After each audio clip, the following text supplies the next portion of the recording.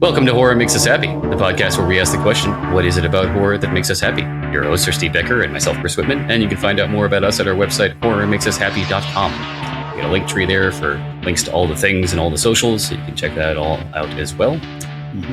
Before we get started, this is the trigger warning. This is a horror podcast. We talk about horror things, which could involve sensitive subjects, foul language, violence of the like. But it's not necessarily all that. It's more of a psychological delve into what it is we like about horror. So if you're easily offended, something about Constitution, big words. If you like horror stuff, this is the podcast for you. If you're a little bit not on the fan side of horror stuff, then what are you doing here? How'd you find this? Yes, algorithms. Steve, what do we got coming up? Same stuff as usual. Got about 10 people on the guest list. Not going to go through them all. Still doing 3 or 4 events weekly on our Discord server. As Chris said, there's a link to our Linktree page on the main website for Horror Makes Us Happy. There's a link to Discord there, socials, all that kind of fun stuff.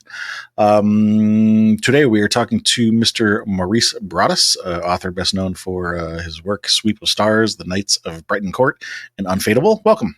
Hello, glad to be here. Our pleasure. Before we get into the meat of the interview, you want to let us know what you're currently working on? Well, let's see. I have just turned in the last book in the Sweep of Stars trilogy. I guess the Astro Black trilogy. Sweep of Stars was book 1. And I just turned in book 3, A City Dreaming. And after that, I start on a couple projects that have not been announced yet.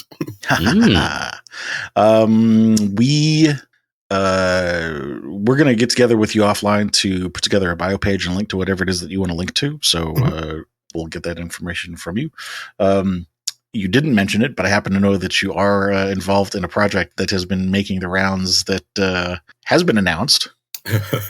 So you can add that to the list. I could definitely add that to the list, but I figured it would come up in conversation at some point. Maybe, although maybe it's been a little while since we talked about this. The theme of this podcast is less about your body of work and more about your fan of the genre, being a fan of the genre. So you were going to say something? Oh, no, I was just listening along. Yeah.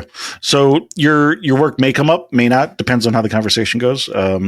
Normally the way we start this is asking, what are your earliest memories of scary things? Ooh, earliest memory of scary. Let's see. You know what? I have this recurring haunting memory, but I'm not sure what it's from. I'm pretty sure it was a Doctor Who episode, actually, that I watched when I was a kid. I was like 4 or 5 years old at the time. I'm pretty sure it was a Doctor Who episode, but I don't know. All I remember is there was a young boy who gets frozen in a hallway. That's pretty much the haunting image that has always stuck with me. As far as other things, I remember this wasn't my trauma, but it was my brother's trauma, which as an older brother, I felt compelled to exploit and weaponize against him. But there was a movie called Empire of the Ants. I think I know. Yeah. And it was about these ants had been mutated and suddenly they are as big as semi-trucks and everything. This movie had my brother just terrified. And oh man, then after that, it was this, he couldn't wake up in bed without me like throwing ants at him or doing something ridiculous to him. Look, I'm just saying, I realize the monster that I am as a big brother, but that's where we find ourselves. As one does. Evil. It's tradition. Yes. Right. Any other media jump up? You're going to say something? I was just thinking about, on my end, I do remember the movie, what was it? I think there just might be an insect theme to my life.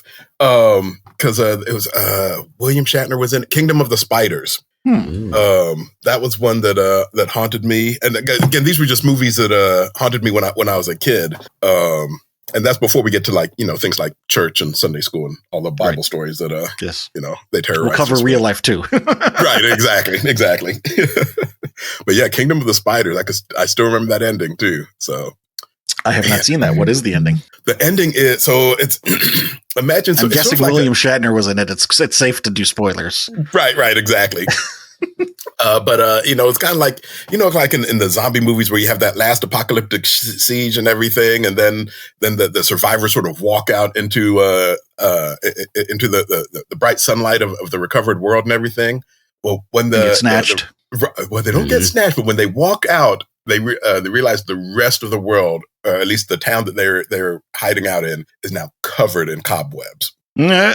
Oops. Uh-oh. So I'm like, ooh. That's not a good sign. Ooh, that's not a good sign. It's not a good sign at all. Well, you know where you need to start. It simplifies things.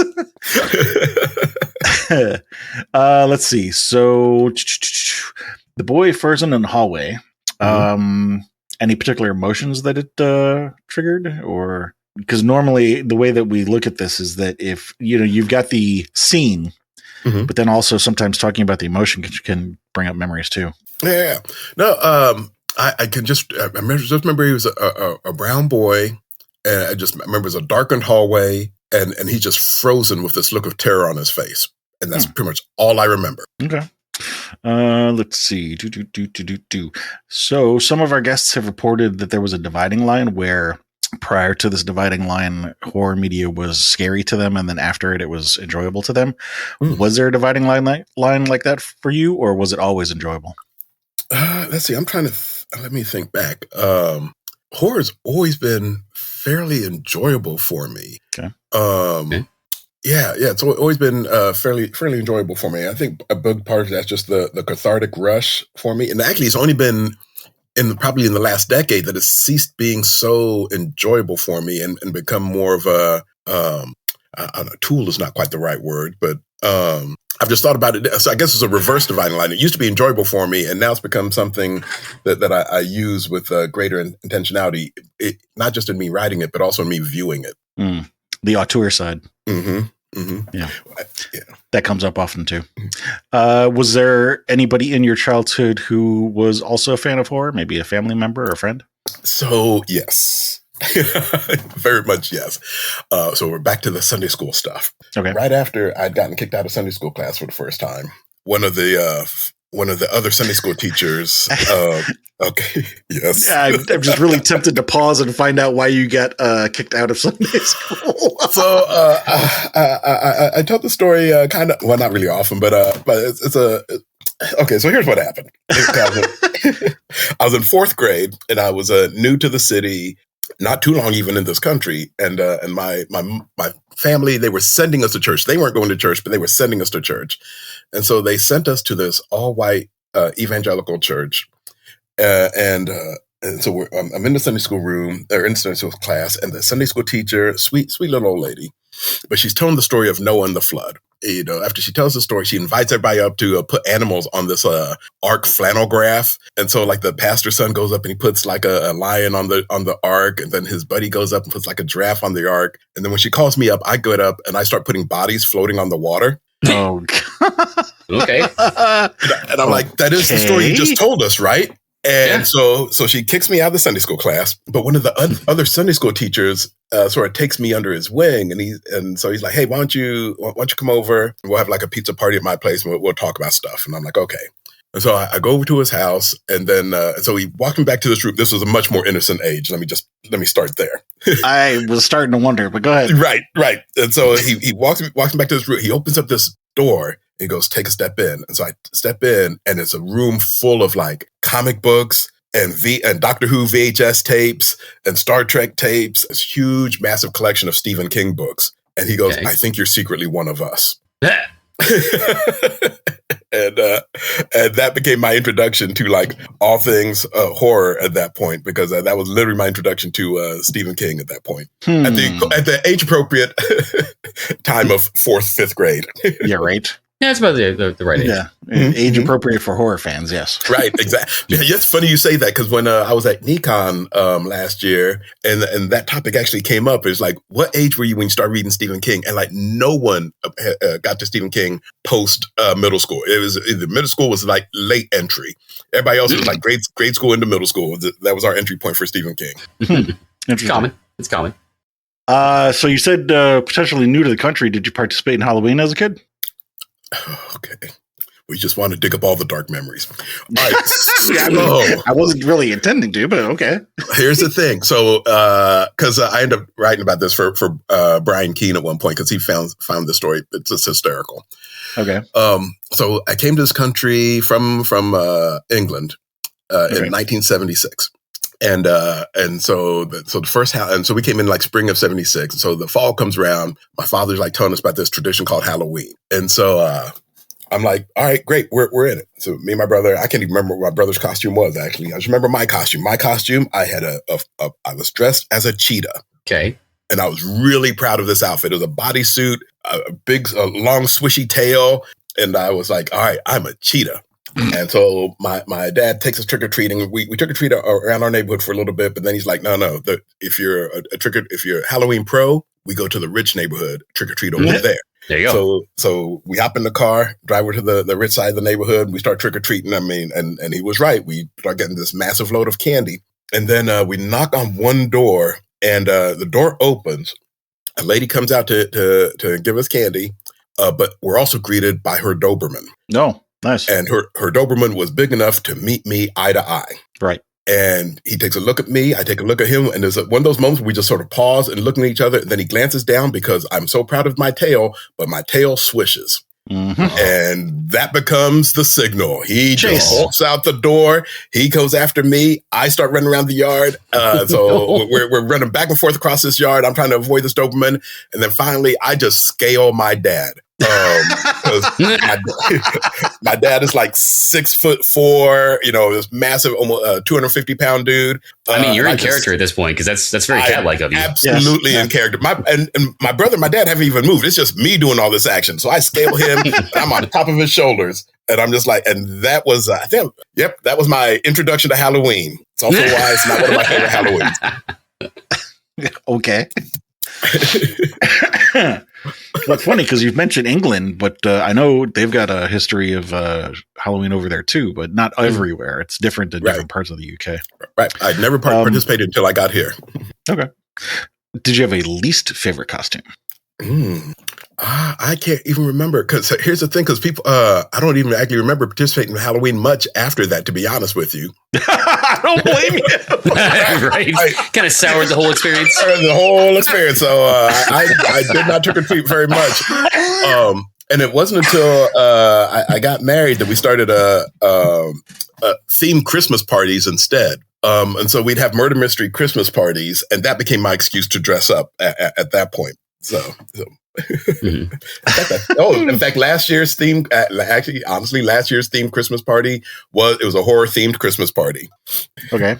I thought you were going to say something about your wife trying to get you dressed up as a cheetah again. No. She knows better. She knows better. I did dress up as Candyman though, so I showed her at the party as Candyman. Okay. So we had asked earlier about if there were any fans of horror in your family. You had mentioned this guy from church, but your dad mentioned being a Halloween pro. Mm-hmm. Was he a? Nope, he's not the horror fan. The other horror fan in the family is actually my technically older sister. Oh, okay. I have to say technically older. One, because she was my father's daughter. He had before he got married to my mom. Okay, so that's one reason. But then also. She's been aging backwards for like the last decade or so. So I think these days she may be in her late 30s or early 40s. Not positive, but she's somewhere in there. But right, so I am technically now the oldest sibling. Got it. And so, but no, she way outstrips me as a horror fan. So she's always getting in my inbox about this or that. Always wanting to know what books or movies my friends are recommending. So I'm always staying in touch with her about that. Keeping my finger on the pulse. On the pulse. And so her and my wife have an interesting relationship because my wife also loves Halloween. So it's her favorite time of year. And so what she does, my sister lives in DC and I'm still in Indianapolis. But my wife, once Halloween season pops up, she'll take pictures of some of the best decorated houses and then send them to my sister for her. I thought you were going to say that she leaves you and go to DC. that would not surprise me. But my sister's like, they don't do Halloween isn't that big in DC, not like it is here. So she doesn't get a lot of those that kind of level of decoration or that commitment to decoration. Right. But here we go all in. So she every now and then she'll just come out to visit us coincidentally during Halloween. Did you have any scary dreams or recurring nightmares as a kid?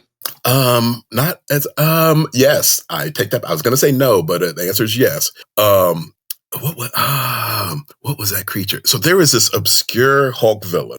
called Zax or something. I don't know how you pronounce it, but there's a bunch of Z's and an A in there somewhere, and it's just this huge electrical monster. And so the Zax would over the course of, I don't know, maybe 5 to 10 years, would just periodically appear in my dreams and just would terrorize me through my dreams. Yeah, this massive, just random chase scenes, and that's all I would remember when I'd wake up is the Zax was after me and chased me through whatever scenario it was. And no matter what the dream might have been about, it could have been like an idyllic picnic scene, and then so the bulk of the dream is me having a picnic, for example, and then at some point there's a tree, and then behind the tree apparently emerges a Zax, and then at that point the dream becomes Zax chasing me until I wake up. Interesting. So that was my high school to college age, I think. What was me and Zax, and then I used to have a recurring nightmare about cave-ins. I was always trapped in a cave-in of some sort. But then, as it turns out, that's how my doctor diagnosed me with sleep apnea, and so now I have a CPAP, and those dreams went away. Oh, interesting. Yeah. Well, yeah, smothering. That would make sense. Right. For the cave-in, yes. Right. But so here's the thing, and this is a thing that me and my sister would always talk about. Because her big thing, and I think the sleep apnea thing actually probably traced back further than I thought. I didn't really realize it at the time, because we'd always talk about witch riding, and I don't know if you're familiar with the folklore tale of the witch rider, but it's the whole idea of like there's a creature called the witch rider, and it would just appear and just sit on your chest and would paralyze you, so you weren't able to move, and so even if you woke up, you'd be paralyzed. And that meant the witch rider was still sitting on you. So basically, sleep paralysis. Yep, that's all it was. But yeah. Never heard of the witch rider, but it does remind me of the whole cats sitting on your chest when you're sleeping and stealing. That's what I thought of too. Yep. Yeah. Yep. Interesting. Yeah, I had to Google Zax to me too. Familiarize myself, because I was into comics for quite a while, but I never really saw that character. That's interesting. Right. And of all the Hulk villains, right, that one. Yeah, right. Yeah, because there are a lot of Hulk villains. He's got a few. Well, in general, there's Creature of the Week. Right. Wondering if there was something related to the electrical nature that terrified you or something like that. I don't know. Was there ever anything in childhood in real life that scared you? Bullies? Doberman. The Doberman. Yeah. Look, I've only recently gotten over of that fear of dogs, mind you. And I think that's mostly because my son was determined to have a dog. And so like 2 years ago, he wore us down, and now he has a pit bull German Shepherd mix.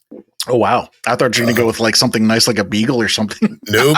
He went all in. And then so that was 2 years ago. And then a few months ago, he and his brother got these King Corgi Bulldog mixes. So yeah, it's a little interesting. Right.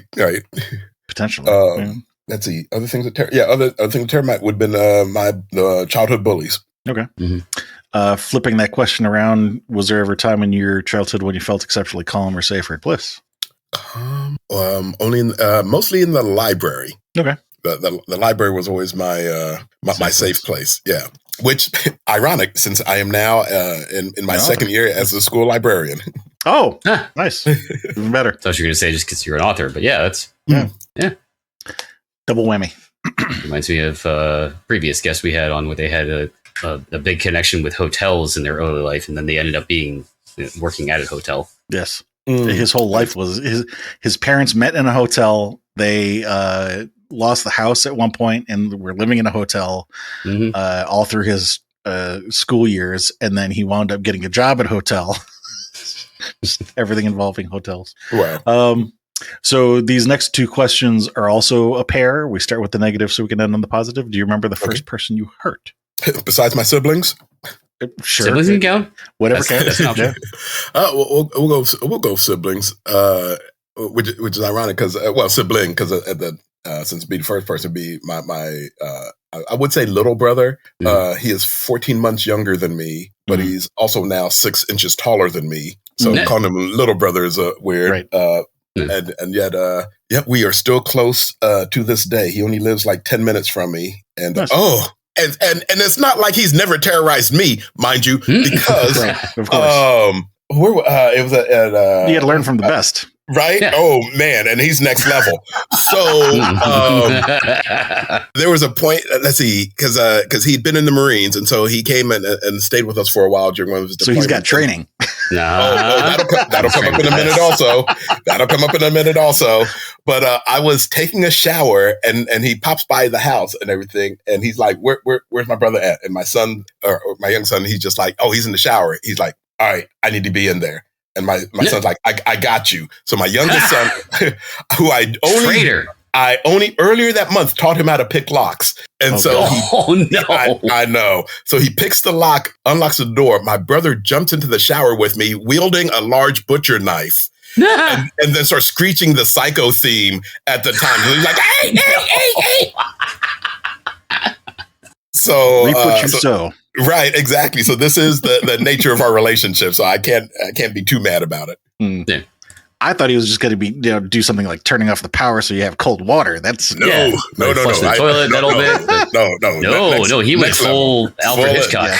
Well, because then I turned around because one time he was taking a shower, and so what I did is I turned off all the lights. So I cut the power to the house so that there were no lights at all. And then he comes out of the shower, and I'm like, roar! And then like I forgot in that moment that, yes, you were right. He has had military training. Oh, no. And I know in the next moment I have been thrown into the wall and I've cracked the drywall around me is all now cracked. This is my own house. And I remember sliding down. He knew. Right. Exactly. And then I remember, and even as I was like sliding, it's like one of those comic slow motion moments where the body's like falling, sliding down the wall. And I look in this direction and I just go, totally worth it. So I know he is no longer popular for good reason, but did you ever listen to the Fed Albert Frankenstein skit that Bill Cosby had on one of his records? No. Oh God. And I was big. I was big in all those albums for the time too. I'll have to send it to you. There's I won't ruin it. I'll just leave it at that. Okay. So flipping that question around, do you remember the first person you helped? First person I helped? Ooh, that's a good question. It's funny how often that one's difficult, yet heard is like, oh yeah, I got that one. Oh yeah, I got that one. First person I helped, because it's hard. It's hard because now I've dedicated my life to that kind of service. So it's just like now I got to start. Let's see. Who'd I help first? I know there were some kids in my neighborhood when I first got to the country. So we're back in the '76. Mm-hmm. I don't remember any particular person I helped at the time. That's okay. You never know what comes up. Right. Yep. Cannot picture one right off.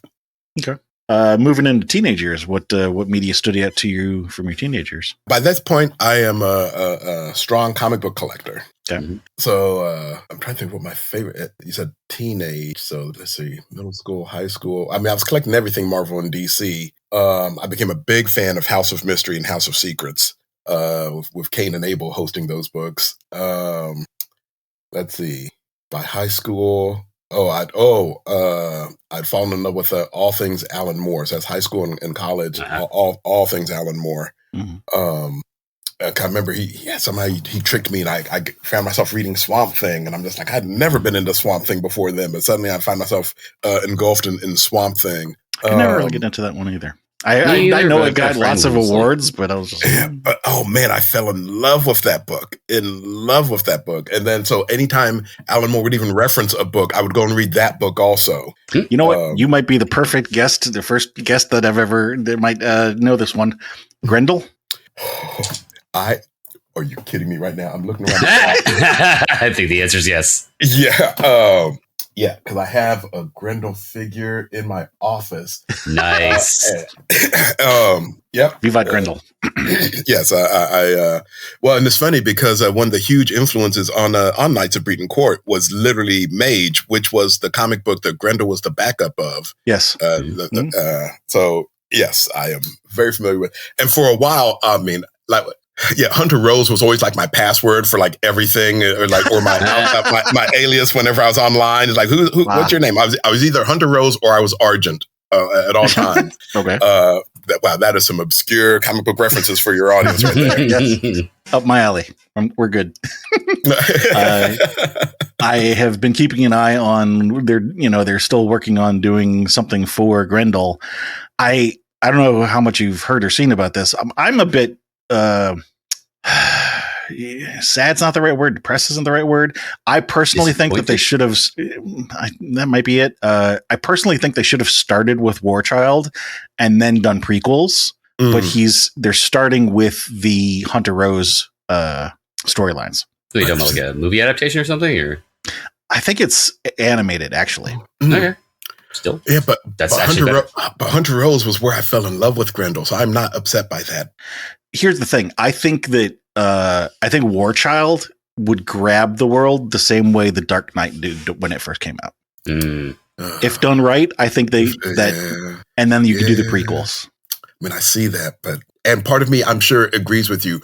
But my first love was so much Hunter Rose. I mean, I don't get me wrong. I like that character too, but the art styles are completely different. Oh yeah, definitely. And I don't know how I'm going to say this. I don't know if the world.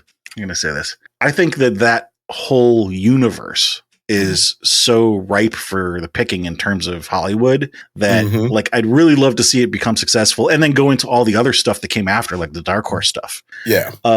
And I don't know because like the whole Netflix thing, Netflix, they'll give you one season and if it doesn't pan out, you're done. Right. And so that's why I'm saying I don't know.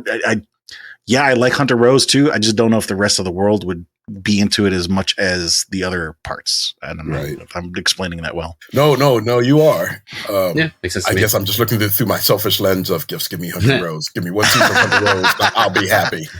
That's the thing I want. I like that too. I think if they start there, that might be all we get. Whereas if we do the other stuff first, then we might get all of it. But anyway. I mean, it's a safe way to go. It depends on how things do in their first season or whatever. Yeah.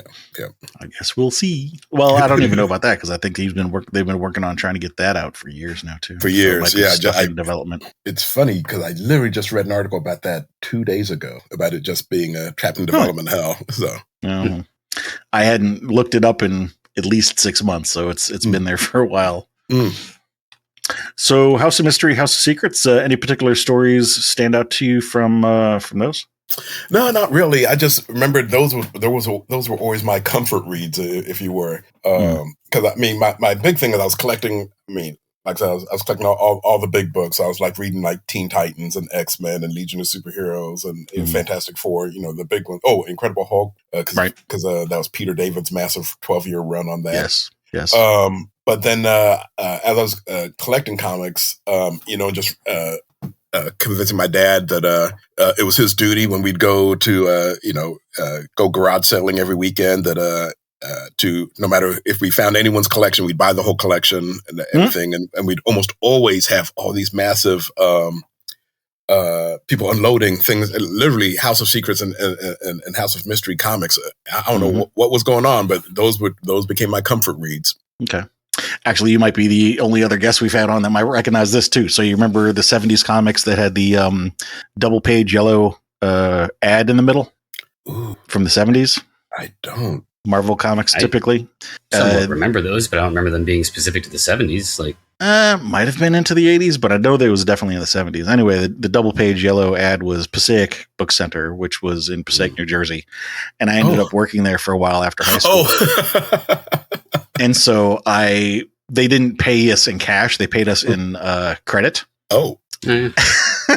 And because I had access to the warehouse, I got all kinds of good stuff. Okay. I had all kinds of, everything from the eerie and creepy and Vampirella and all that kind of stuff. And got you. I have a buddy here in town because there's a store that's like 2 blocks from my house called the Toy Pit. And he, quote unquote, volunteers there all the time. And his wife was like, you do know at some point you have to get a real job. We cannot pay people. we cannot pay the power bill in Ben Kenobi's my mom. Right, exactly. And she's like, I don't want to be. Right. Yeah. Let's see. You mentioned not dressing up anymore for Halloween, so we can skip that. Recurring nightmares or dreams as a teen. You were going to say something? Oh no, I was just gonna say, I only dress up for my my Christmas parties, my murder mystery Christmas parties. Excuse me. Anything in real life that terrified you as a teen? As a teen, now, well, we're gonna keep coming back to this whole idea of these bullies in my life because it's a different shade of bullies as a teenage. So when I was a kid, when I was a younger kid, it was all these racist bullies in the neighborhood, and they were my terrors from like elementary school through middle school. But in high school, I had one particular bully that terrorized me, a black guy named Crazy Charles. And I know if his name is Crazy Charles, I mean, you know what you're dealing with at that point. And so he was my terror for like the first 2 years of high school. And I remember at one point, me and a buddy, we were, just changed after gym class. And then as soon as we closed the doors, on the other side of the doors is Crazy Charles. And it's just me and my buddy and Crazy Charles. We're the only ones in the locker room. And my buddy's standing next to me. He has this huge Jerry curl that he always wore because it was the 80s. And, that was a thing. And then Crazy Charles looks at each of us and then goes, "So, are you a fan of Michael Jackson?" Yeah. And my buddy's like, "Question." I mean, right. And so my buddy's like, "Yeah, I'm a fan." And so Crazy Charles takes his lighter and lights my buddy's hair, lights the Jerry curl. Oh my God! And then goes and be like Mike. And I'm just like, but that was Richard Pryor, wasn't it? Or did Michael Jackson's hair also light on fire? Yeah, it did. In a Pepsi commercial. Pepsi commercial ad. Yep. Oh yeah. Yep. And so I was like, and yes, that dude. So yes, so he terrified me. Yeah. Although I went to my 20th 23 high school reunion, and then this guy comes up to me at one point and he goes, "Yeah, you probably don't remember me, but I was one of your bullies." And I'm like, okay. And he goes, "Yeah, after your sophomore year, word just went around that we were all to leave you alone because you were just so weird. We should just leave you alone." And I'm just like, well, now you've unpacked a whole bunch of things. So one, how strange was I in high school? Right. And then two, what was there, some sort of bully Facebook network that was going on in the 80s? That, was there a bully code? On? Right, like a bully Discord that you all hang out on or something? So. Yeah, that makes me curious too. Like, right. So many questions. Flipping that question around, was there ever a time in your teens when you felt exceptionally calm or safe or bliss? Library again? Yep, definitely the library. Even more pointed to the library because I would walk to the library because the neighborhood library was a mile and a half from my high school, and I would make that walk every day after high school. I thought you were going to say because it was the one place that Charles didn't go. That too, maybe.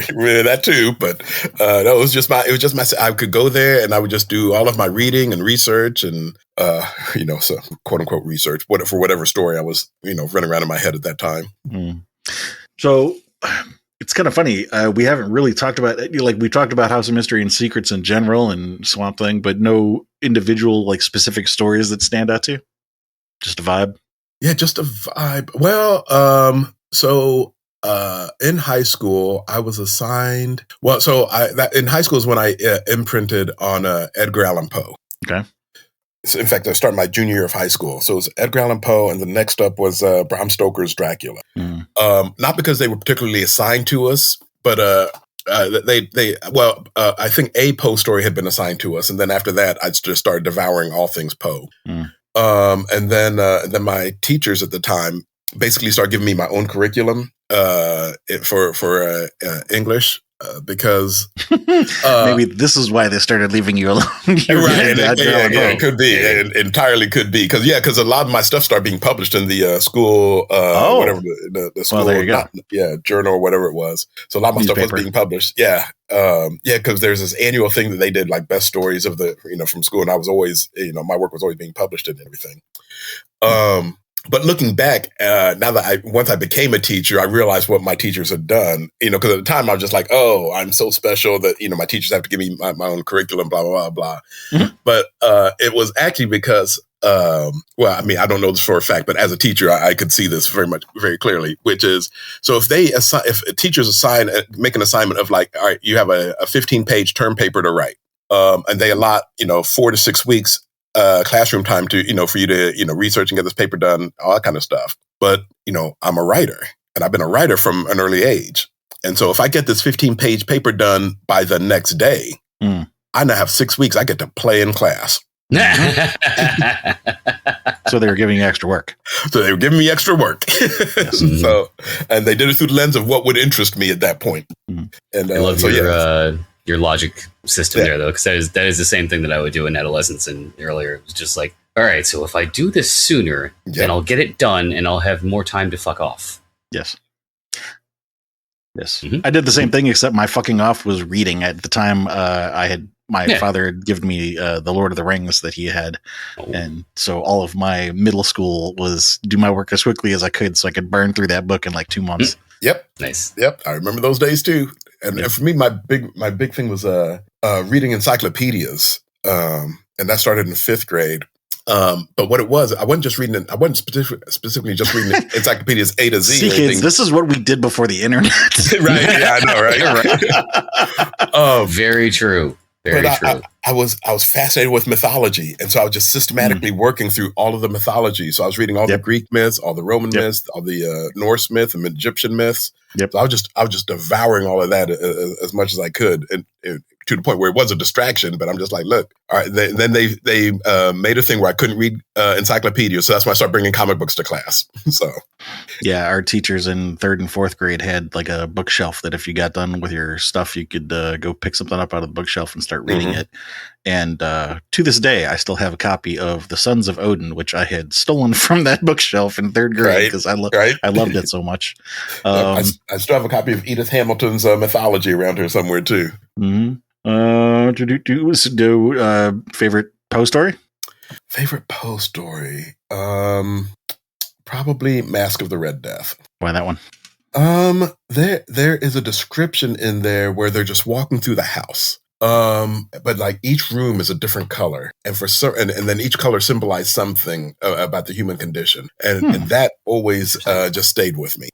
Interesting, because I thought you were going to say about each color being a different disease, because I think that happens at the end of maybe not in the book, or maybe not in the story, but I think it's in one of the Corman things. Oh yeah, my favorite was the Maelstrom.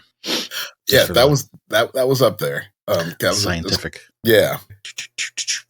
All right. Rolling into adult years then. What horror media really stood out to you in your adult years, or has stood out to you? I've been an adult for a bit, arguably. Yes. Usually the first things that come to mind for a reason. Obviously Candyman. Candyman, Event Horizon. Those were 2 of my early favorites. Session 9. That's a good one. Yeah. Great. Let's see. And then recently, we'll going all the way recently, I'll say Get Out and Sinners. Sinners. I haven't seen that one yet, actually. Oh. You haven't seen Sinners? The vampire one? No, I was going to, and then other shit happened, so. Yeah. He's good. Do recommend. So what'd you like about Candyman? It was like one of the few horror stories that had a black protagonist. I guess I probably shouldn't refer to him as the protagonist, but to my mind, he was the protagonist. In a way, yeah. And wait, are we talking, because this is adulthood now, are we talking the most recent reboot or the OG Candyman and you just haven't seen it?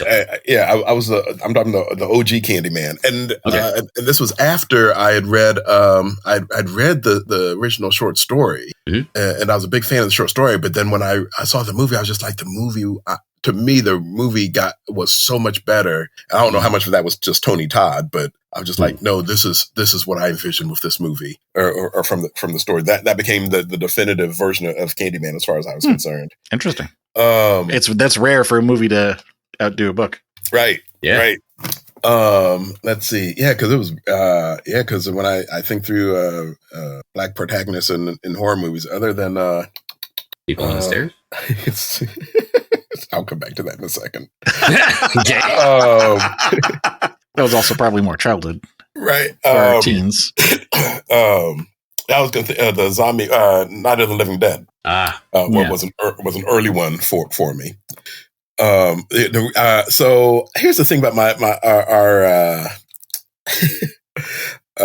our Christmas party movies. I mean, our Christmas parties, because like I said, they start off as murder mysteries, and so we would make Broaddus family movies that would provide all the clues for the murder mystery. And then after a while, they just became Broaddus family movies that were tied to the theme of the Christmas party. Okay. And so for this year, or I guess last year's horror themed party, one of the movies we made was People Under the Stairs. Okay. We did our version of People Under the Stairs, and that's partly because my mom lives with us during the summers, and she lives in our basement. Our basement's like its own separate apartment. So now Mommy's under the stairs. Right. And so we did this whole version of People Under the Stairs, and then the last scene of the movie is my mom going, would you like some tea? Because that's the person living under the stairs, and. And so, like, our whole neighborhood knows that if you come over to our house, my mom at some point is going to offer you tea, whenever you come here. And so so the People in the Stairs now has a very special place in my heart because of us doing that movie and me only being able to think about my mom in that context now. Okay. I mean, I don't want to make it worse, but also maybe Get Out with the tea. Oh my goodness! Right. Yeah. The other movie we did was because we tried to do two movies, so we did People Under the Stairs, and then we did a version of Us. Also, so it was fun having my nephews and us, our nephews participating in all of that. And so they're all in the red outfits and everything. And of course, filming in the neighborhood is always interesting when we're have all these massive chase scenes that we're filming in the neighborhood and all this kind of stuff. So it's like, don't mind us. This is what we do. It's cool. The Making a movie. again. Just make a movie. Put that phone down. Right. But yeah, give us the footage. Yeah, I absolutely love Get Out. And that helped me reframe horror in a lot of ways for me. How so? Well, because there was a time when I was, not time, but during therapy, one of the conclusions we came to was that because I'm known as a science fiction writer, I'm also known as a horror writer. But it was like when I'm writing horror, I'm basically writing from a place of rage. Okay. And so I'm looking at the world that we live in. I'm looking at the systems we're under. I'm looking at the history, how our people have been treated. And I have a rage reaction that comes out in my work in horror. Okay. But when I'm writing sci-fi, I seem to be writing from a different place. I'm writing from a place of hope and a place of possibilities. And that seems to be the lens I do that writing through. So it's always interesting that, and Get Out, it was an interesting reframing in like, oh no, this pretty much crystallizes, what I do, what I've been doing as a horror writer. So maybe not even reframing it, but like you say, crystallizing it more. That's what's the word I'm looking for. I won't say focusing, but that's not the right word either. Oh, distilling, highlighting. Yeah, distilling. Okay, that's a good word. Okay. What about Event Horizon? I am just a huge fan of Larry Fishburne. So I will start there. I'm a huge Larry Fishburne fan. Cowboy credits. Right. And so Cowboy credits. Sorry, I had to. Yeah, Event Horizon to Cowboy Curtis. Yes. Cowboy Curtis. No, it was more Cowboy Curtis to Event Horizon, Right, but I digress. So I start there, but then also the whole idea, because that was literally I hadn't even considered cosmic horror before. So that sort of like that existential terror that comes with cosmic horror was something I hadn't really encountered before. I hadn't read like any H.P. Lovecraft or anything before this point.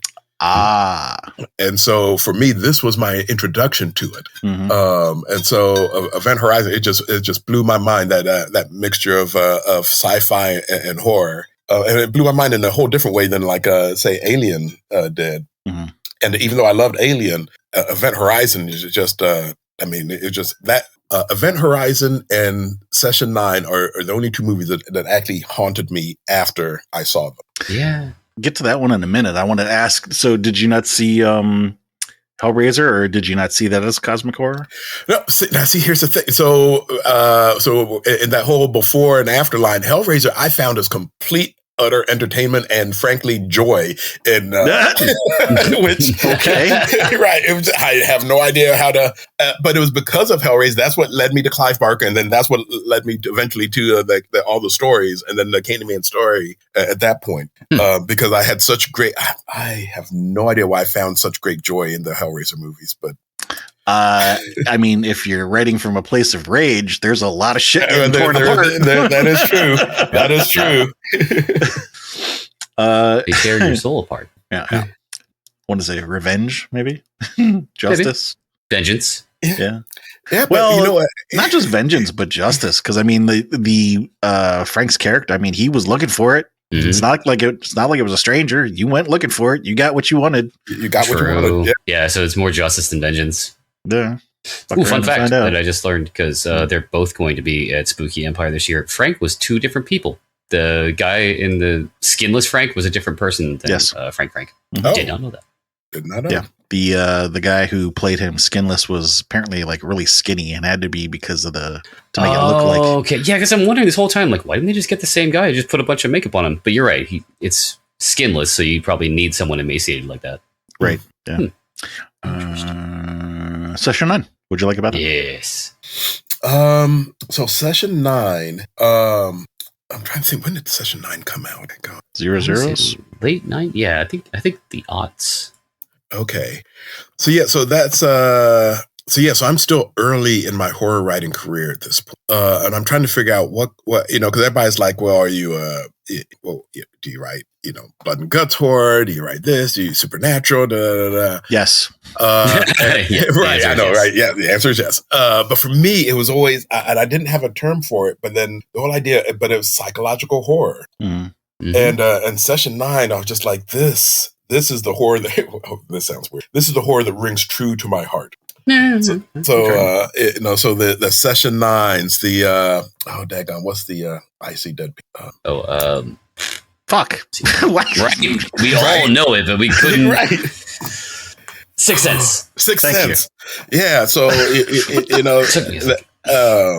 the psychological horror was that's the horror where that most resonated with me at the time, especially early in my career, as I was trying to figure out my author voice and everything. It was session 9 that was just like, no, this is the kind of horror that rings true to me. So psychological horror, atmospheric horror, that was the stuff that I was like, no, this is the horror for me.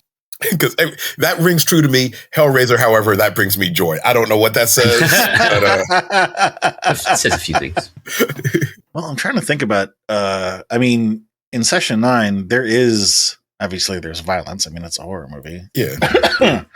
There is psychological stuff, but that's mostly like dissociative identity stuff. Trying to think like what rang true to you about it. I have no idea. But I think it's just the way it just haunts, the way it plays on your mind, and I love it when these things sort of can reward repeat viewing also, because I would always see something new, something different with each watching of it. Like same with Sixth Sense, as a matter of fact. So yeah. Would you like about? You mentioned Night of the Living Dead. Something about that?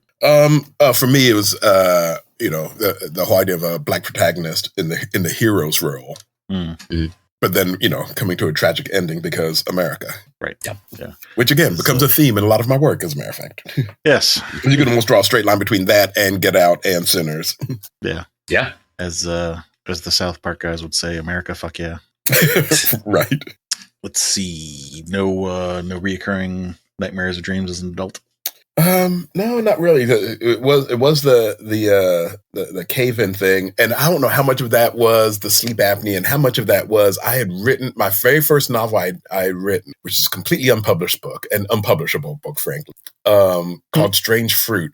But I had written this massive scene about these slaves, this group of escaped slaves being, going through the Underground Railroad, and they were going through someone's basement, but there was this massive cave-in that kills everybody. And then that scene becomes something that just haunted me, just moving forward. So like every time I would go to sleep, that would just recur. In fact, I think it wouldn't surprise me if that's what was at the root of what eventually became, because I'm slightly claustrophobic, and then I'm just like, yeah, because I keep envisioning that scene over and over again. That whole idea of being buried alive, which didn't bother me when I was reading Poe, but suddenly now it's feels very real to me. Yeah. There's the whole helplessness aspect, powerlessness. Let's see. Time in your adult life when you've felt exceptionally calm or safe or bliss. Now working at the library. Right. Yeah, I know, right? The library, the library is me creating a safe place for others. Because I have many students who refer to the library as their safe place now, which I love, and with life coming full circle. Whenever I feel safe, it usually means I'm surrounded by community. I run a couple art cohorts here in town, and whenever I'm with my cohorts, whenever I'm with my people, I'm like, oh, no, I know I'm safe. I know I'm protected. I know I'm looked out for. I know I'm cared for. So the next two questions again are this pair of negative, starting with the negative and end on the positive. Do you remember the last person you hurt? This is weird, but no. Okay, that's a good thing. Yeah. Right. The last person you helped, making a safe place for others. I was going to say this morning. Yeah, I helped a friend this morning.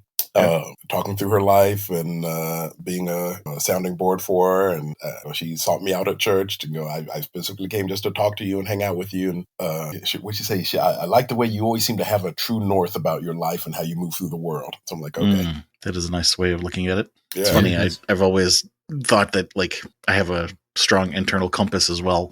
Having a true north is a good way of putting it. Yeah, I like that. Next two questions are going to be over your entire life and not just about horror. Okay. Any genre. What movie have you watched more times than any other? More time. It's got to be Blues Brothers. Okay. Yeah. Good option. Yeah, I remember I was obsessed with that movie from the time it came out for I don't even know how long, but I was obsessed with that movie. What'd you like about it? Everything. The comedy, the music, and looking back, I'm like, it was steeped in culture. Even though I realized it as a child, but I didn't really get it as a child. Yeah. But looking back, I was like, man, that was steeped in culture and education, appreciation. But yeah, and I just dug it. Plus, punching Nazis, that never gets old. Yep. Yes. Yeah, that one was a favorite for me too. Rubber Biscuit. And then would you consider that your favorite movie, or would you pick something else to be your favorite? My favorite movie, I mean, it depends. It depends on when you catch me, because I'm usually rotating through three different films when it comes to like, and I mean, because you said favorite. Well, I guess it'd be 4 films. So in no particular order, I will say Big Fish, okay, Blazing Saddles, all right, Pulp Fiction, or Do the Right Thing. Okay, so usually Do the Right Thing's my favorite, but then that's usually followed closely by Big Fish. Big Fish isn't ringing a bell. Remind me what that one's about. Coen Brothers, I think. I didn't think it was a Coen Brothers film. It was Tim Burton. Was it Tim Burton? Yeah. Oh. Again, it's a story that sort of revolves around the idea of story. The big themes are it's father and son, estranged, and the father's dying, and the son realizes he's never really gotten to know his father, because he realized that all the stories his father told him were like exaggerations, or him making himself to be the big fish in whatever the story was, that sort of thing. So it was a whole thing about son coming to know his father through the lens of story and what that means. Okay. I can understand why that one might also mean something to you as an author. Right. Yeah. Then Do the Right Thing. It was that place of black rage again. So there's that. Mm-hmm. But, again, confronting injustice and how that informs identity, all big things for me. Yeah. And actually, I think because that came out in '89. So yes, I was still toying with the idea of writing. I think I was taking creative writing classes at this point. I wasn't really committing any words to the page yet, not in any sort of disciplined way. But that goes on to inform a lot of my work moving forward. I can say that. Mm-hmm. Blazing Saddles, the comedy aspect, or is there something else about that? I'd like to say it was, obviously racial themes. But taken from a comedic aspect. But strictly from and then from the comedic aspect. I tried introducing that movie to my boys, but it does not translate to the next generation very well. Yeah, times are a little different these days. Right. Oh, goodness. I'm sure there are a couple jokes that crossover, but not all Right. of them. Yeah. Yep. And I think if they were watching it on their own, it would land better. But watching with their dad, they would just looked at me and go, "So this is one of your favorite movies, huh?" So I'm like, "Okay, you know what? We're done. I'm not doing this with y'all." So no. Right. Let's see.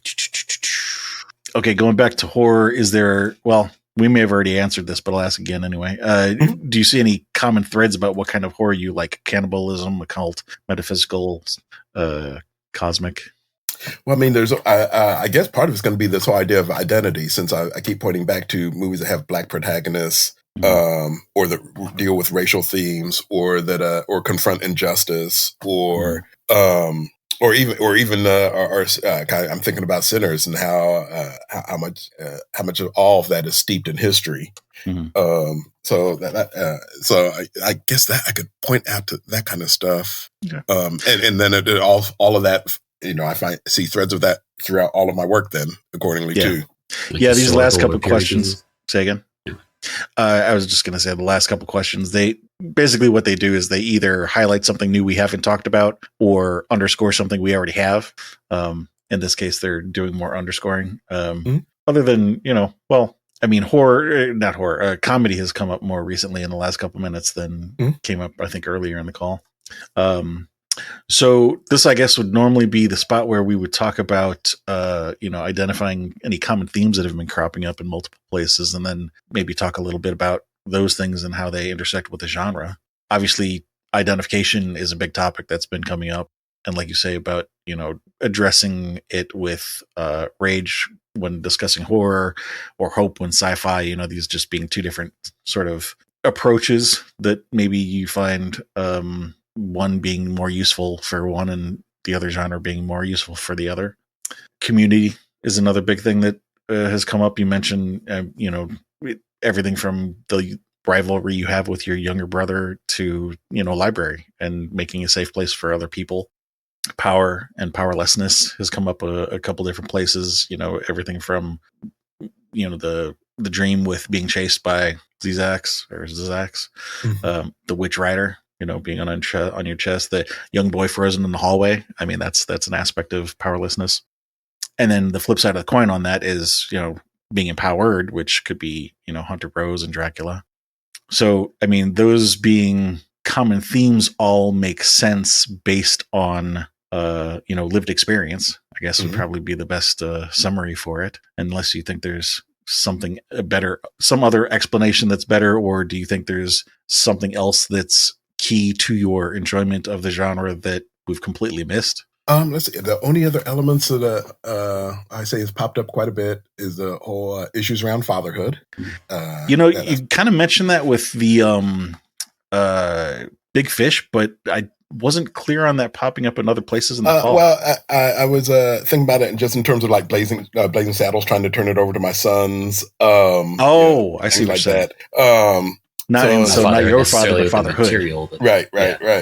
And then something which only popped up a little bit, which I'm surprised didn't pop up more, and then it could be filed under the whole idea of identity, since racial themes and that thing had popped up under identity. But the whole idea of faith also, going all the way back to the Noah's flood being one of my first post-apocalyptic experiences, that sort of thing. To the supernatural aspects of, actually, I didn't even mention The Exorcist or anything like that. But what's the revelation? Well, yeah, it's just the whole idea of the how much faith plays a part in my work also, but also in some of my enjoyment of horror, everything from The Exorcist to that can kind of cross over both identification and community too. Yep, exactly.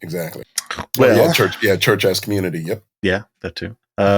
And faith is very integral to all of the not all, but much of the vampiric myths or vampiric storytelling too. Yeah. It's a big part of it.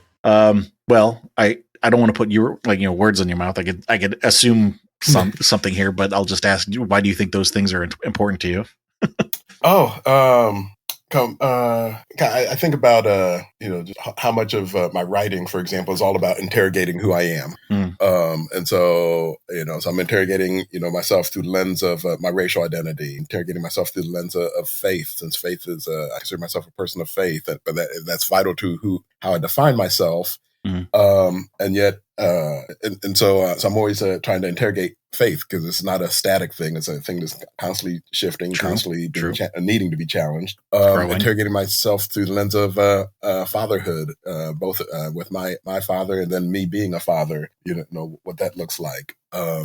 The whole idea of justice and community is vital to, and actually ties back to faith, in that faith should provide a mission for your life. And part of that mission for my life would be battling injustice and trying to build community wherever I go. I think that's one of the things where I still keep coming back to Night of the Living Dead, that ties together both of those ideas, fighting for community, fighting for survival, and yet, cut down by injustice, that sort of thing. So all these elements keep popping up, and they continue to pop up in my work for good reason. Yep. So the follow-up question there would be, why horror? And the funny thing is, in your case, you do kind of explore other genres too. Particularly, like you say, I guess you find horror a good genre for certain things, and other, not just. Shit, I'm struggling with my words all of a sudden. I think why horror is a very valid question, because, like the first half of my career, I came up strictly as a horror writer, right? So the first 10 years, strictly as a horror writer. I was made my name at writing horror short stories, for example. And then the one time I write a horror novel, they decide they're going to market it as an urban fantasy. That was the first book of the Knights of Breton Court series. Well, I wrote that as a coming of age horror novel, but it gets branded and marketed as a urban fantasy. I'm like, wait, but there are zombies in there. Like, no, don't worry. Urban fantasy. You'll be all right. I'm like, oh, okay. And so, so I go down different paths, writing urban fantasy, writing sci-fi, writing middle grade detective novels. So my students now can find and land on some of my work. But then I come back. It feels like in a lot of ways I've come back to horror in like the last 5 or so years, doing a lot more horror work. And I think part of that's just a natural response to the times that we live in. And if I'm writing from a place of rage, I'm having a natural rage response to the times we find ourselves in. Yeah. And I find myself writing more and more horror these days. It's interesting that, at least for you, compared to other guests we've talked to, that really, again, struggling with finding the right words for this, but like that's like horror is my avenue for this. Sci-fi is my avenue for that. Maybe you approaching other stuff for other emotional outlets. Like, I don't want to say compartmentalized, because that's not necessarily the right phrase I'm going for. Yeah, but it does come close. Close. To me, the term compartmentalized means like I can't explore this anywhere else. And what I'm trying to say is, you seem to be saying not that I can't, but this works really well here. It does. And I think horror is a great avenue to explore certain aspects. It's a great way for me to explore history. It's a great way for me to explore politics. It's a great way for me to explore, do systems analysis. It becomes a great tool for all these sort of outlets. And then literally an outlet for frustration and rage and that whole idea of powerlessness. Whereas sci-fi, now I'm doing more through the lens of agency and building and possibilities and dreaming and the whole idea of just building something. Horror, I just want to tear down stuff. So that's an interesting way to say it. Horror is tearing down stuff and sci-fi is building it. Yeah, nice. It's interesting you brought up the systems exploration, because one of the things that we're doing here is, sort of 3 goals. Short term, fans of your work can potentially hear you share stuff that you haven't shared elsewhere. Medium term, if difficult topics come up, we don't shy away from them, and hopefully our guests and our listeners will get some benefit out of that. And then long term, not everybody's going to fall into the same buckets in terms of what they get out of horror or why they like it or what they're doing with it. And so over a long enough time, we're hoping to gather, maybe some sort of data points about what buckets are most common, least common. What are some interesting ones that don't get brought up very often, and systems exploration is one that hasn't come up very often. Well, that surprises me, considering the Night of the Living Dead, Day of the Dead, Return of the Living Dead. Because that's also where they're exploring everything from obviously racial injustice to like consumerism and things like that in the course of those movies. At least that's but it doesn't seem like a primary element. Do you know what I mean? Okay. Yeah. In my mind it was, but then I'm like, that might be the lens I'm looking at things through too. Maybe. Primary element is zombies. Consumerism. Well, yeah. Obey. Right. Consume. That's a different one. Cool. Well, sort of the last question is, do you think that there was anything that got left out? Maybe the conversation, you thought of something earlier in the conversation took a left turn. You didn't get a chance to. No. Sorry, I'm just thinking through the idea of faith and horror and all that kind of stuff. Because that was like a constant argument with me in the church. Growing up, as I'm exploring being a writer, but I'm still in church and still in this conservative church for a long time until I leave it to go explore other churches. But then this whole idea of like bumping up against their idea of theological things I'm bumping up against versus me going, no, horror is the language of what we do and what we're about. So